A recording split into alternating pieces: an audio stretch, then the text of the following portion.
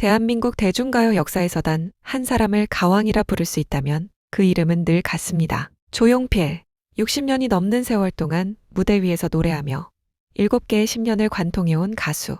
트로트, 록, 발라드, 댄스까지 장르의 경계를 허물며 1300만 장이 넘는 음반을 판매한 전설. 세대를 넘어 유행을 넘어 시간을 넘어 그는 여전히 무대 위에 서 있습니다. 오늘은 가왕 조용필이 있기까지 한 소년이 한 시대의 목소리가 되기까지 이 그 긴 여정을 따라가 봅니다. 조용필은 1950년 경기도 화성에서 태어났습니다. 한국전쟁 직후 가난이 일상이었던 그 시절 조용필의 집안도 예외는 아니었습니다. 그러나 소년 조용필에게 유일한 탈출구는 음악이었습니다. 라디오에서 흘러나오던 미군 방송, 팝송, 블루스, 록 음악. 그는 기타를 들고 혼자 흉내내며 연주했고 음악은 점점 놀이가 아닌 운명이 됩니다. 중학교 시절 조용필은 음악에 대한 열정을 숨길 수 없었습니다. 친구들과 함께 기타를 치고 노래를 부르는 것이 유일한 낙이었죠. 하지만 학업에 집중하라는 부모님의 압박은 계속되었습니다. 그럼에도 불구하고 조용필은 자신의 길을 선택했습니다. 고등학교 재학 중이던 1968년 그는 인생의 첫 무대에 섰습니다. 60, 70년대 한국 대중음악의 산실은 다름 아닌 미팔군 무대였습니다. 미군들을 상대로 공연하는 이곳에서 수많은 뮤지션들이 실력을 키웠죠.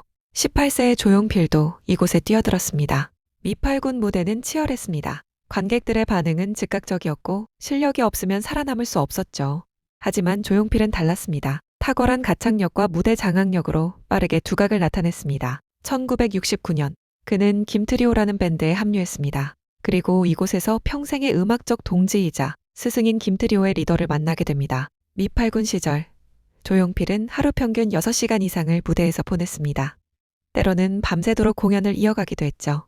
이 시기에 혹독한 훈련이 그를 완벽한 라이브 가수로 만들었습니다. 그러나 가수의 길은 결코 순탄하지 않았습니다. 생계는 불안했고 공연은 많지 않았으며 음악만으로 버티기엔 세상은 너무 냉혹했습니다. 결정타는 1970년대 초 대마초 사건. 모든 방송 출연이 중단되고 조용필은 사실상 가요계에서 퇴출당합니다. 한순간에 모든 것이 끝난 듯 했습니다. 그러나 음악은 그를 놓아주지 않았습니다. 1975년 조용필은 다시 무대에 섭니다. 그리고 한 곡이 모든 것을 바꿔놓습니다.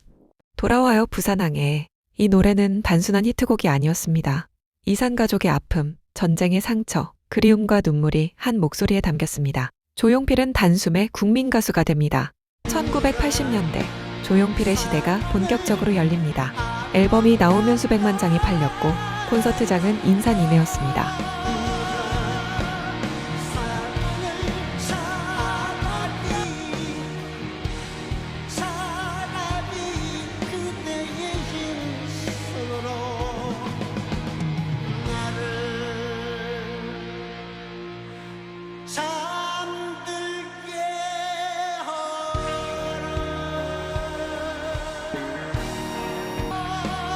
단발머리 창밖의 여자, 모나리자 여행을 떠나요. 그는 록, 발라드, 트로트, 포크를 자유롭게 넘나들며 장르의 벽을 허물었습니다. 가수가 아닌 하나의 장르가 됩니다. 특히 1984년 발표된 킬리만자로의 표범은 조용필을 진정한 가왕의 반열에 올려놓았습니다. 이 곡은 무려 300만 장 이상 팔리며 한국 음반 판매 역사상 최고 기록을 세웠죠.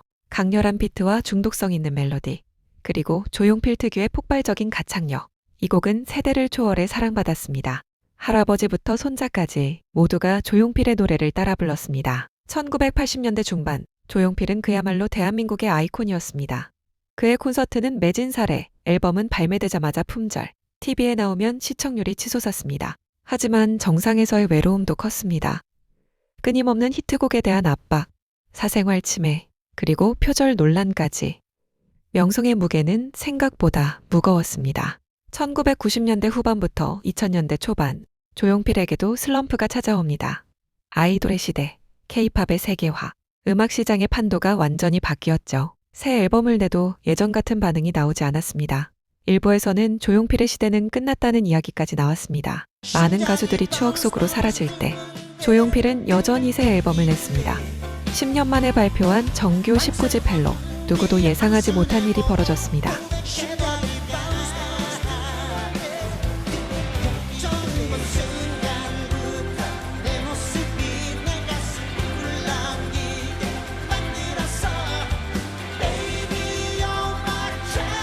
타이틀곡 바운스는 음원 차트 1위에 올랐고 64세의 조용필은 역사상 최고령 차트 1위 가수가 되었습니다. 아이돌 가수들과 어깨를 나란히 하며 음원 차트를 석권합니다. 헬로 헬로 헬로. 세련된 일렉트로닉 사운드와 조용필 특유의 보컬. 이 조합은 완벽했습니다.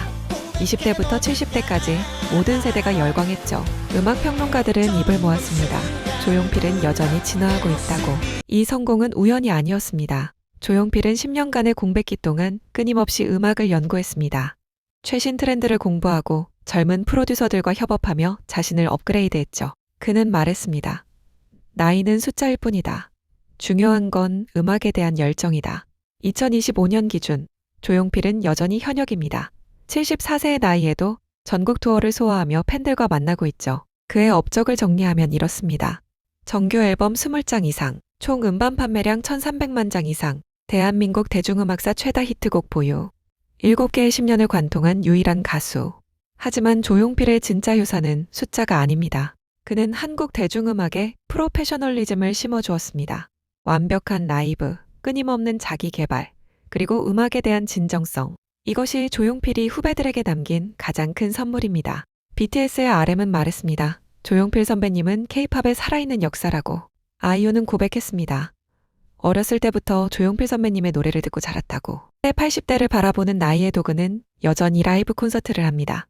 CD보다 콘서트를 더 중시하는 이유. 그에게 음악은 기록이 아니라 호흡이기 때문입니다.